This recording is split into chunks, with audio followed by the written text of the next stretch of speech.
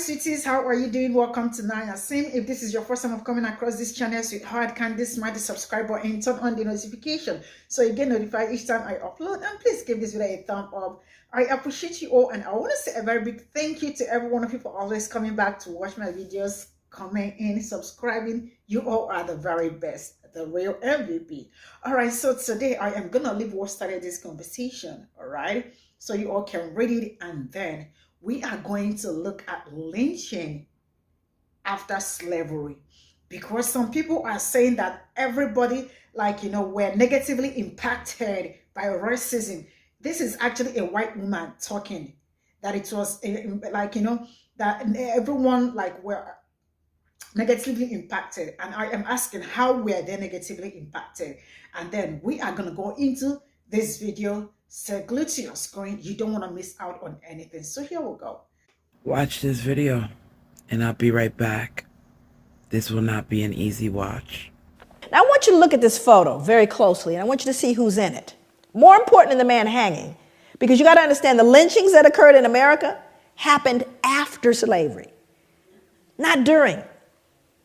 Thousands of lynchings happened after slavery, because this is a reaction to white fear of what we would do once freed. But we didn't create a vigilante group to take out white people, but they did create a vigilante group to take us out now that we're free. See, that happened after slavery. They were called the what?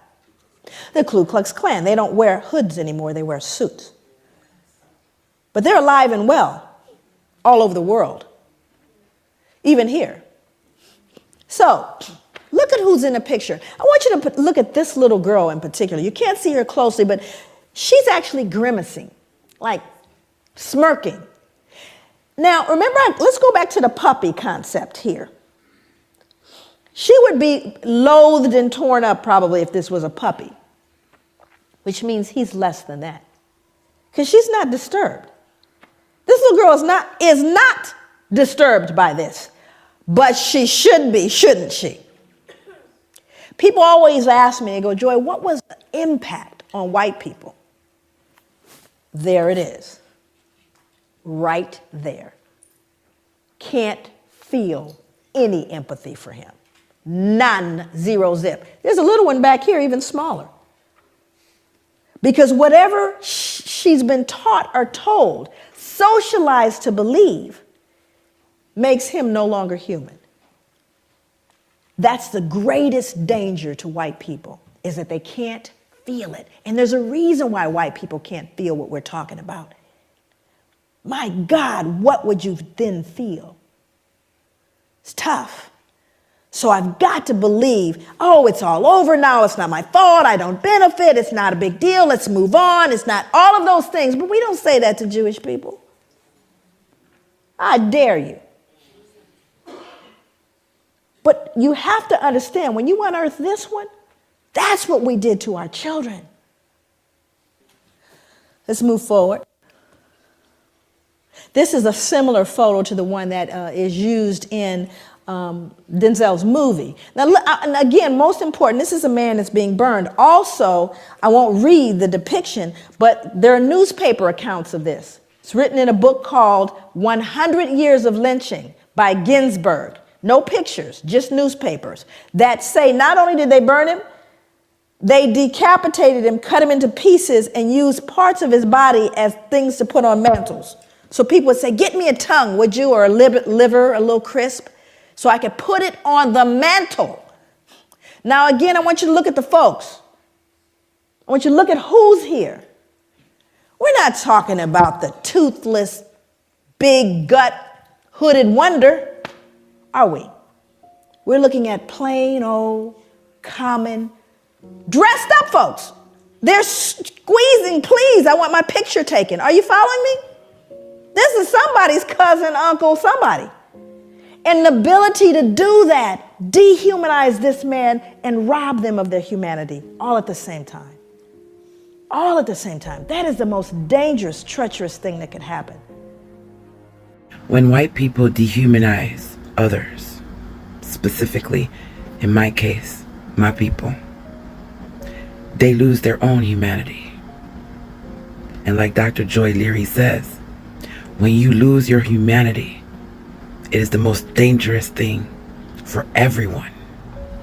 Because when you don't see a person as human, you are likely to do anything to them with no guilt, with no remorse, and you will teach your children to do the same. For anything to change, white people need to go find their humanity, because their parents, their grandparents, their great-great-grandparents robbed them of it. They taught them how to dehumanize others, therefore taking their children's humanity.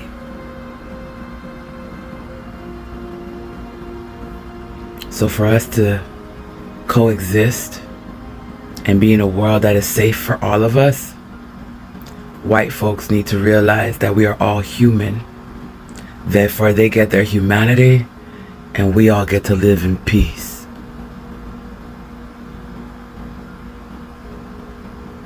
Food for thought. Let me know what you think in the comment section. I'm interested to see.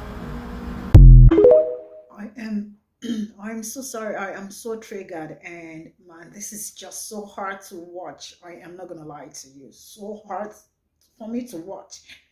And I don't know if they are willing, if they are ready, because like, you know, they have to relearn. They have to unlearn. It's just a whole lot for them, because like I keep asking most of you sometimes, do they have conscience? But then you can feel that most of them, they have been exposed to so many things, because now they feel like Black people don't have, they feel like we don't experience pain. Yeah, that's how they feel. They feel like we do not experience pain. So for that reason, they can actually do anything they want to us. And then, like, you know, it's okay. Because if they understand that we are the same human, we feel the way they feel, I am sure that most of them will not do what they are doing. And as you can see from the video, the kids, were they not scared about the psychological effect of that? Because the kids automatically have already grown to understand that it's okay to, like, you know, kill other people, especially Black people, because you all can see it. They are killing Black people. So for them, it's okay. It's something they can wake up and do. I mean, I am just sick and tired of all this. Really, I am not gonna lie to you. I mean, how a particular set of people decided to, like, they would, like, to them, you are not gonna prosper. How am I gonna see you prosper? No, you cannot. We are the only one that should flourish and prosper. For that reason, they are doing everything possible to see that you are not growing, or you are not even alive. So you can imagine all that. Anyways, this video is like into two, and let's get into the last part and see what they got to tell us. So here we'll go. White people, watch this video, and I'm gonna be right back. I'm so sick of people saying that white people cannot be victims of racism. So I've made this video to explain exactly why white people can be victims of racism. Now, if you listen very carefully, you can probably hear that I'm actually from South Africa. So we have a long history in South Africa of racism. But people sometimes think that white people in South Africa was not victims of racism. But let me explain exactly how we were, in fact, victims of racism. You see, when you think that your value as a human being comes from your skin color, you stop trying to be a good person in other ways. So during apartheid, we were told as white people that we were better than Black people. And some people, they start to think that that means that you are automatically better. It doesn't matter what you do. So we had white people in South Africa who were raping people. We had policemen who were taking people off the street and torturing them and doing the worst things you can imagine. And they walk around thinking, well, I'm white, I must be okay. I must be good because my skin makes me good. You see, if you are a racist, you are a victim of racism because you stop growing as a person. You stop seeing other people as fully human. And you look at the black man and you think, I'm better than him because of my skin. But what actually happens is the black man that you abuse and oppress, he grows and he learns and he becomes a better person because he has you as an example of what a terrible person is. And then we get someone like Nelson Mandela and he comes out of prison after 27 years and he's better than any white man in the country because he's learning the whole time. And the white racist sits there and thinks, I don't have to learn because I'm white. I'm automatically good. And you become the biggest victim of racism. You become a fucking idiot. So all my white brothers and sisters, man, we've got to get rid of this racism. We are not growing as people. We are not becoming the people we should be because we think that our value comes from our skin color and not from the way that we treat other people. Do not be a victim of racism. Do not be a racist. How many of y'all were triggered in the beginning? Because I was. I almost blocked the person that sent me that video. I was like, what? But he does make a good point. Racism has stunted the growth of white people. But boy, I was triggered in the beginning. I almost cussed that motherfucker out. I'll tell you that. But let me know what you guys think in the comment section. Do you think white people have been negatively affected by racism as well? Interesting. There is a professor, Dr. Joy Leary, who does something called post-traumatic stress disorder. She has this lecture that is really good. You guys should check her out on YouTube. But she talks about the effects of racism and generational trauma that white people have because of their ancestors and their brutality.